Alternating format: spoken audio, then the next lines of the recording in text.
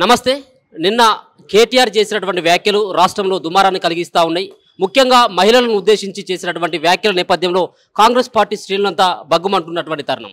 మరో పక్కన కాసేపటి క్రితమే కేటీఆర్ ప్రెస్ మీట్లో మాట్లాడుతూ ముఖ్యమంత్రి రేవంత్ రెడ్డికి సవాల్ విసురుతా ఉన్నాడు. రైతు రుణమాఫీకి సంబంధించినటువంటి అంశంలో ఏ ఒక్క గ్రామంలో కూడా 100% రుణమాఫీ అయినట్టు ఉంటే ఖచ్చితంగా నేను రాజీనామా చేస్తామని చెప్పేసి కేటీఆర్ మరి ముఖ్యమంత్రి రేవంత్ రెడ్డికి సవాల్ విసరడం.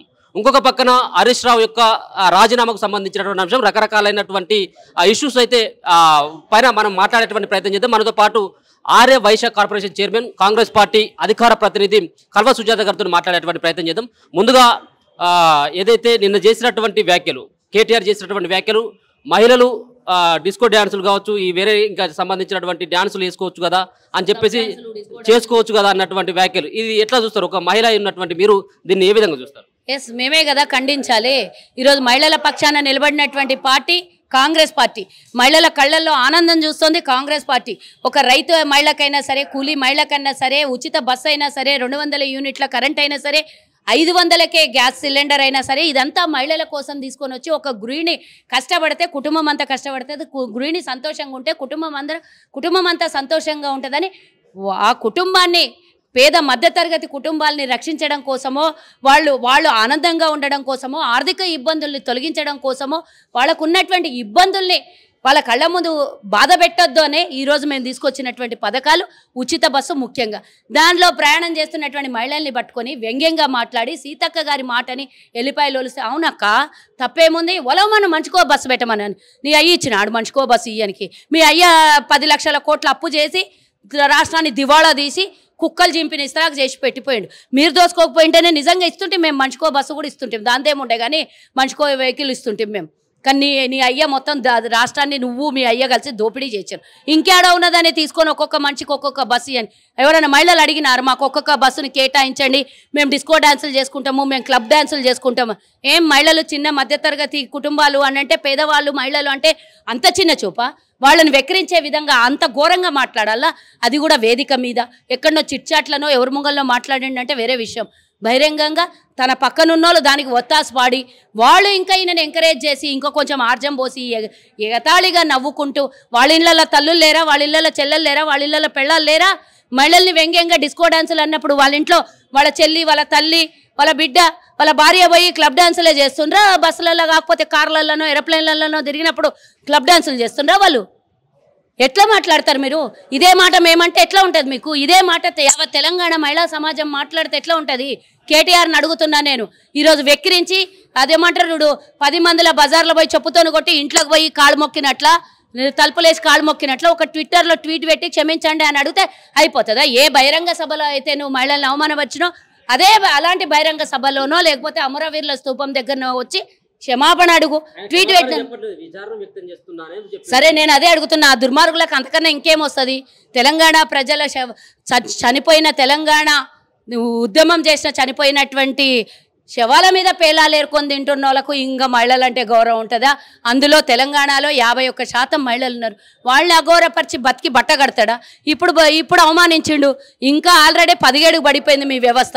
ఇక ముందు రాబోయే కాలంలో రేపు సర్పంచ్ ఎన్నికలు, జెడ్పీటీసీ, జిల్లా పరిషత్ చాలా ఎన్నికలు జరిగేటివి ఉన్నాయి. అప్పుడు అంతా మీ తాడ తీస్తారు మహిళలందరూ కలిసి. బిడ్డ మమ్మల్ని అన్నావు కదర్రా, ఏ బస్సులో అయితే డాన్స్ చేయించడో నీకు ఆడనే డాన్స్ చేపిస్తామని చెప్తారు. అప్పుడు తెలుస్తుంది సంగతి. మహిళల క్షమాపణనన్నా చెప్పాలి, రేపు పొద్దున ఈయనని రాజీనామా అన్న చేయమని చెప్పాలి. యావత్ తెలంగాణలో ఉన్నాడు. వాళ్ళ ఓట్లు, ఎవరి ఓట్లు, మహిళల ఓట్లు నువ్వు వేయించుకోలేదా నాయన? నీకు పడ్డ ఓట్లలో మహిళల ఓట్లు లేవా? అందులో పేద ఓట్లు లేవా? పేద మహిళల ఓట్లు లేవా? బస్సులు ఎక్కిన వాళ్ళ ఓట్లు లేవా నీకు? వాళ్ళు ప్రయాణం చేస్తూ కూరగాయలు కోసుకుంటే నీకు వచ్చిన నష్టం ఏంది? గతంలో టికెట్ పెట్టి కూడా కూరగాయలు అమ్ముకునేటోళ్ళు, చిరు వ్యాపారస్తులు అలా కూర్చొని పనులు చేసుకుంటూ పోతున్నారు. ఈరోజు ఉచిత బస్సు వచ్చినందుకే వాళ్ళు అన్ని జల్సాలు చేస్తున్నారు అన్నట్ల ఫీల్ అయిపోతున్నారు. నువ్వు వాళ్ళని తట్టుకోలేనటువంటి పరిస్థితిలో ఉన్నావు. మహిళల కళ్ళలో ఆనందం చూడడం నీకు ఇష్టం లేదు. కాంగ్రెస్ పార్టీ అన్ని పథకాలని అమలు పరుస్తోంది, ఒకటి ప్రశ్నించడానికి ఏం లేవు.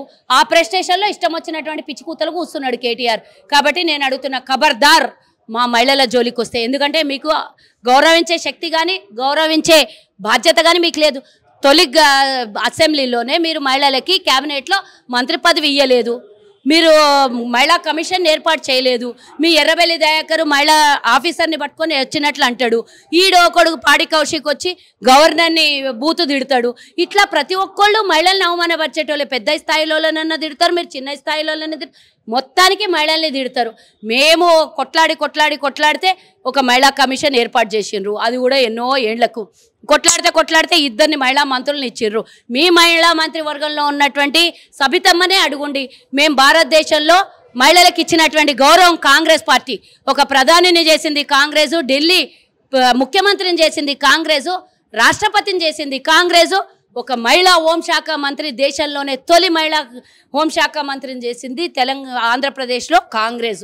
ఇవన్నీ చరిత్ర కాంగ్రెస్కు ఉంది. కాబట్టి మహిళల్ని గౌరవించే నైతిక విలువ కాంగ్రెస్కే ఉంది. మీకు నైతిక విలువ లేదు కాబట్టి క్యాబినెట్లో మహిళలు ఉండరు, మహిళలకు ఇచ్చినటువంటి స్థానంలో మీరు గౌరవించారు. అది వాళ్ళకు ఉన్నటువంటి వికృత బుద్ధి.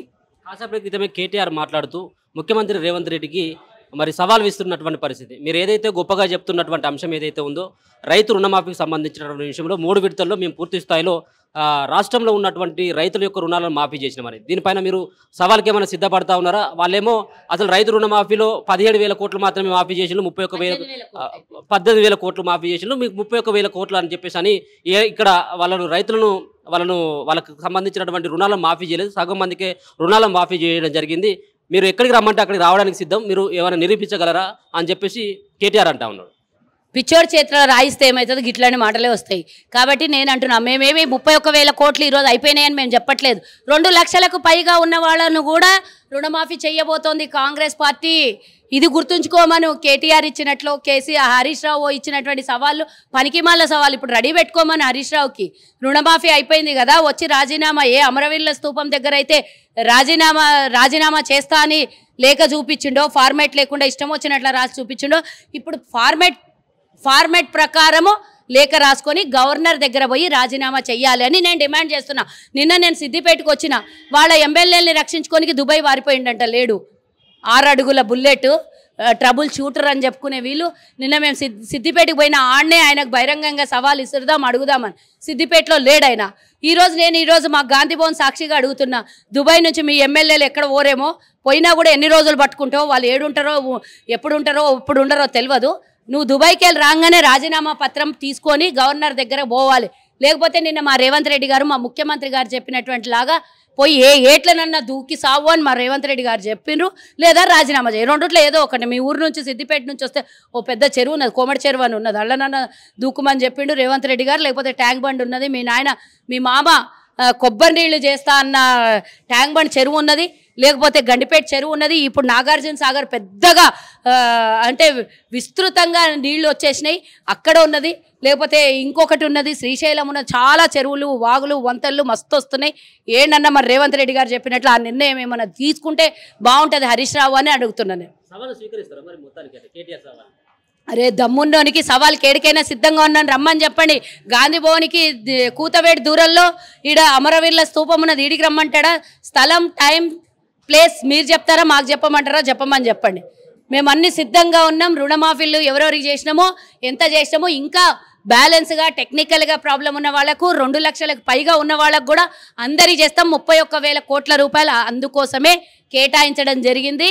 అవన్నీ పూర్తిగా చేస్తాం. ఇప్పుడు ఆల్రెడీ 2 లక్షల రూపాయలు ఉన్నోళ్ళకి మేము ఇచ్చినటువంటి హామీ, వరంగల్ డిక్లరేషన్లో రాహుల్ గాంధీ గారు ఇచ్చినటువంటి హామీని నెరవేర్చినాం. 2 లక్షలకు పైగా ఉన్న వాళ్ళకి రేపటి నుంచి వాళ్ళ ఏదైనా టెక్నికల్ ప్రాబ్లం ఉన్న వాళ్ళకి కూడా పూర్తిగా రుణమాఫీ జరిగిపోతుంది. దాంట్లో వరి అవసరం లేదు. ఇక రైతులు దెబ్బలు కొడతారు, ఇటు మహిళలు దెబ్బలు కొడతారు, ఇక వ్యాపారస్తులు దెబ్బలు కొడతారు, నిరుద్యోగ యువత దెబ్బలు కొడతారని భయంలో ఉన్న వాళ్ళు ఏది పడితే అది స్టేట్మెంట్లు ఇస్తున్నారు.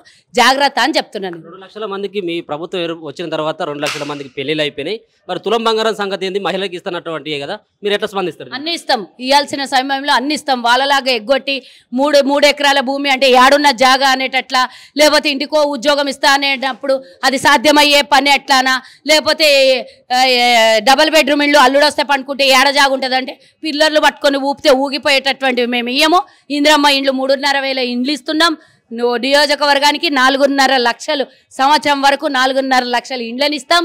మొత్తం ఇస్తా అన్నయన్నీ ప్రతి ఒక్కటి పూర్తి చేసి చూపిస్తాం. మాకు 4 ఏళ్ళ ఇంకా 4.5 సంవత్సరాలు మాకు ప్రజలు ఇచ్చినటువంటి ఆశీర్వాదం ఉన్నది.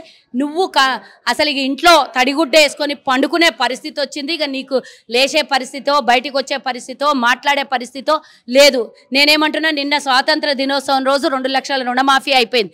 భారతదేశానికి 78 సంవత్సరాల క్రితం ఒక విముక్తి చెందింది బ్రిటిష్ ఓడి నుంచి. అదే రోజు నిన్న రాజీనామా చేసింటే సిద్దిపేటకు పట్టిన దరిద్రం విముక్తి కూడా జరుగుతుండే అని నేను చెప్తున్నా.